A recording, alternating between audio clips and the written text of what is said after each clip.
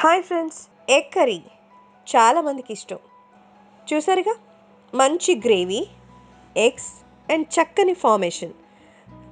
So ఖచ్చితంగా నేను చెప్పిన రైస్ కానీ టిఫిన్ ఐటమ్స్లో కానీ చాలా బాగుంటుంది. ఎక్కువ ఆయిల్ లేదు అండ్ ఎక్కువ వాటరీగా లేదు. పర్ఫెక్ట్ కుక్ అయిన ఎగ్ కర్రీ మీకోసం. అలాగే రాగా కూడా తినేసేయచ్చు, అలా అనిపిస్తుంది కదా. So let's have a byte.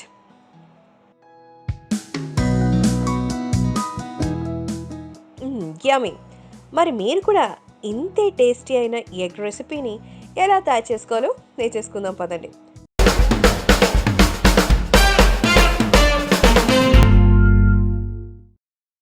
ముందుగా మీకు కావాల్సిన కోడిగుడ్లని బాయిల్ చేసుకోండి. సో ఎగ్ బాయిల్ చేసేటప్పుడు ఆ షెల్స్ అనేవి పగిలిపోయి బయటకు వచ్చేస్తూ ఉంటాయి. అలా రాకుండా ఉండాలంటే ఒక చిటికెడు ఉప్పు ఆ నీళ్ళలో వేసుకోండి. ఎగ్ అనేది బ్రేక్ అవ్వకుండా ఉంటుంది. ఓకేనా. సో తర్వాత ఎగ్ బాయిల్ చేశాక అన్ని గుడ్లు తీసి పెట్టేసుకోవాలి.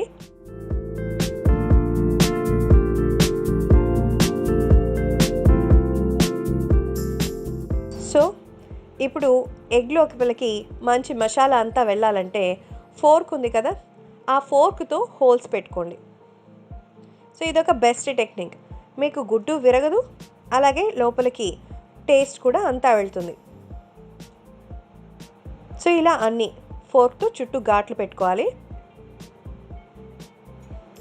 ఇప్పుడు ఒక ప్యాన్ తీసుకొని అందులో ఆయిల్ వేసి టర్మరిక్ ఒక 1/2 టేబుల్ స్పూన్ వేసుకోండి. ఇది బాగా కలుపుకోవాలి.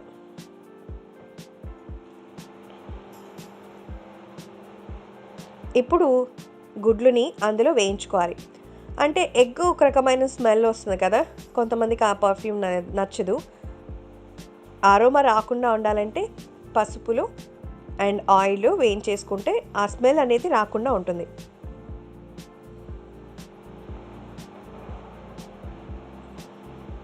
సో లైట్గా కలర్ చేంజ్ అయ్యే వరకు ఇలా వేయించేసుకుందాం. ఇప్పుడు ఈ గుడ్లని తీసి పక్కన పెట్టేసుకుందాం. దీంట్లోనే మనం కర్రీ ప్రిపేర్ చేసుకుంటే సరిపోతుంది.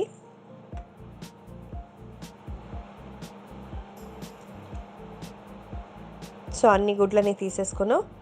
ఇప్పుడు ఈ ఆయిల్లో బిర్యానీ ఆకులు ఒక 3,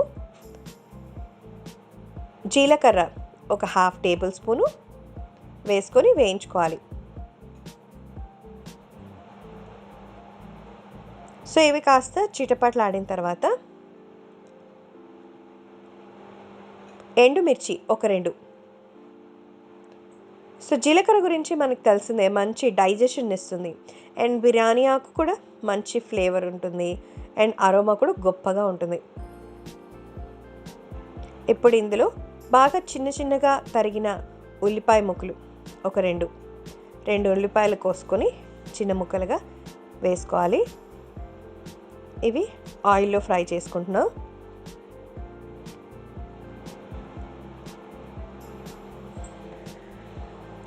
సో ఉల్లిపాయలు వేగిపోయాయంటే మన ప్రాసెస్ అనేది చాలా ఫాస్ట్గా వెళ్ళిపోతుంది.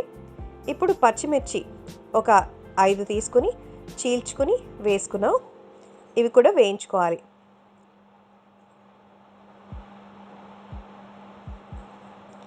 సో గ్రీన్ చిల్లీ వేస్తే కుకింగ్కి ఒక బెస్ట్ ఫ్యూచర్ వస్తుంది.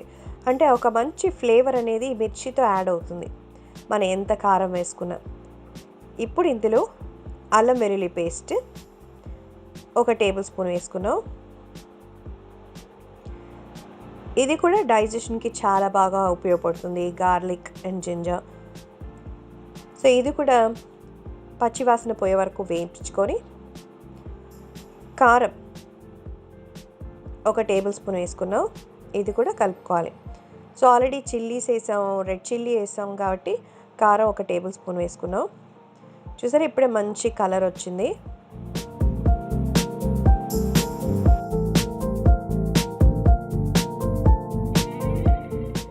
కొద్దిగా కరివేపాకు.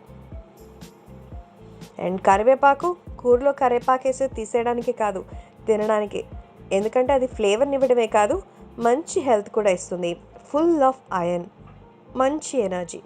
ఎవరు తినడానికి ఇష్టపడరు, కానీ తింటే తెలుస్తుంది ఆ బెనిఫిట్స్ ఏంటో. కాబట్టి ఖచ్చితంగా తినండి. ఇప్పుడు టొమాటో పేస్ట్, గ్రైండ్ చేసిన టొమాటోలు ఒక 2 తీసుకుని పేస్ట్ చేసి వాటిని పేస్ట్ని వేసేసుకోవాలి. ఎందుకంటే కొంచెం టమాటాలు మగ్గడానికి టైం పడుతుంది. కొంతమందికి అక్కడక్కడ తొక్కలు కనిపిస్తుంటే నచ్చదు. సో ఇలా అనుకోండి, మనకి కర్రీ బాగా థిక్గా వస్తుంది అండ్ కొంచెం కూడా మిగల్చకుండా తింటారు. సో అదనమాట సీక్రెట్.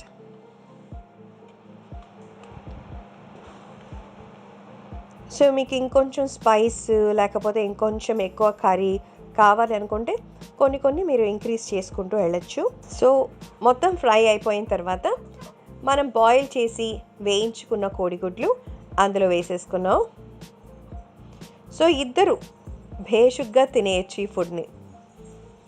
అది రైస్లోకి కావచ్చు, రోటీస్లోకి కావచ్చు.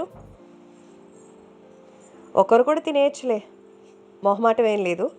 సో నేను నార్మల్గా చెప్తున్నాను.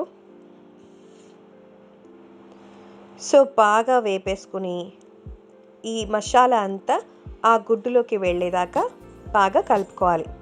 సో కొద్దిగా వాటర్ యాడ్ చేసుకుంటున్నాం. దాదాపు ఒక హాఫ్ గ్లాస్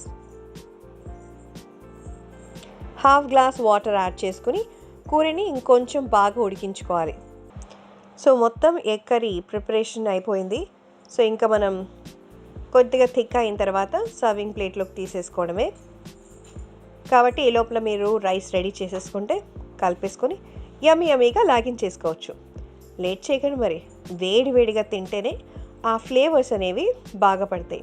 చూసారు కదా, మనం స్పైసెస్ ఏమీ యాడ్ చేయలేదు, ఎక్కువగా మసాలాలు ఏం వేయలేదు. చాలా తక్కువ ఇంగ్రీడియంట్స్తో తక్కువ టైంలో ఒక మంచి డెలీషియస్ హాట్ అండ్ టేస్టీ కర్రీని ప్రిపేర్ చేసుకున్నాం. సో ఫైనల్గా కొద్దిగా కొత్తిమీర టచ్ ఇచ్చి స్టవ్ కట్టేయడమే. అంతే, ఎంతో రుచికరమైన ఎగ్ కర్రీ ప్రిపేర్ అయిపోయింది. చూసారా, సర్వ్ చేసుకుంటూనే ఎంత డెలీషియస్గా ఉందో. ఇప్పుడే లాగించాలని ఉందా? మరి ఇంకెందుకు ఆలస్యం, కిచెన్లోకి వెళ్ళి వెంటనే ఎగ్స్తో ఎగ్ కర్రీని ట్రై చేయండి. ఎలా అనిపించిందో కమెంట్ చేయడం మాత్రం మర్చిపోకండి. Thanks for watching. ఇలాంటి మరెన్నో ఇంట్రెస్టింగ్ వీడియోస్ కోసం మా ఛానల్ని సబ్స్క్రైబ్ చేయండి. See you on next video. Egg curry చాలామందికి ఇష్టం.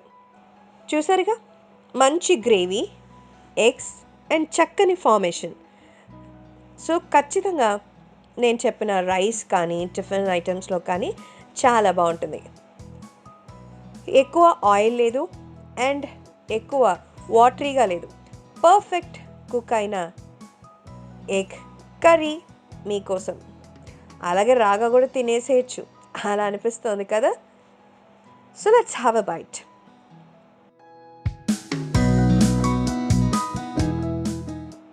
యమ్మీ.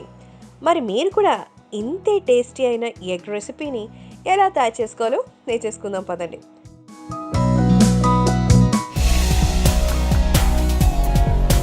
ఇలాంటి మరెన్నో ఇంట్రెస్టింగ్ వీడియోస్ కోసం మా ఛానల్ని సబ్స్క్రైబ్ చేయండి.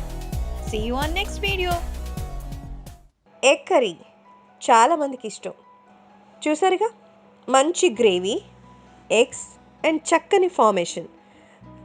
సో ఖచ్చితంగా నేను చెప్పిన రైస్ కానీ టిఫిన్ ఐటమ్స్లో కానీ చాలా బాగుంటుంది. ఎక్కువ ఆయిల్ లేదు అండ్ ఎక్కువ వాటరీగా లేదు. పర్ఫెక్ట్ కుక్ అయిన ఎగ్ కర్రీ మీకోసం. అలాగే రాగా కూడా తినేసేయచ్చు, అలా అనిపిస్తుంది కదా. So let's have a byte.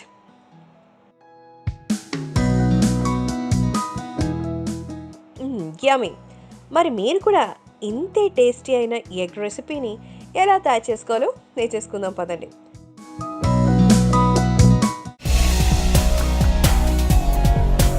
ఇలాంటి మరెన్నో ఇంట్రెస్టింగ్ వీడియోస్ కోసం మా ఛానల్ని సబ్స్క్రైబ్ చేయండి. See you on next video. Egg curry చాలామందికి ఇష్టం. చూసారుగా, మంచి గ్రేవీ, ఎగ్స్ అండ్ చక్కని ఫార్మేషన్. సో ఖచ్చితంగా నేను చెప్పిన రైస్ కానీ టిఫిన్ ఐటమ్స్లో కానీ చాలా బాగుంటుంది. ఎక్కువ ఆయిల్ లేదు అండ్ ఎక్కువ వాటరీగా లేదు. పర్ఫెక్ట్ కుక్ అయిన ఎగ్ కర్రీ మీకోసం. అలాగే రాగా కూడా తినేసేయచ్చు, అలా అనిపిస్తుంది కదా. So let's have a byte.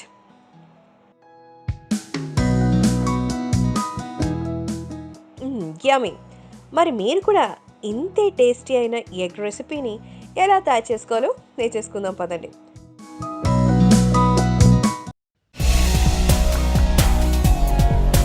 ఇలాంటి మరెన్నో ఇంట్రెస్టింగ్ వీడియోస్ కోసం మా ఛానల్ని సబ్స్క్రైబ్ చేయండి. See you on next video.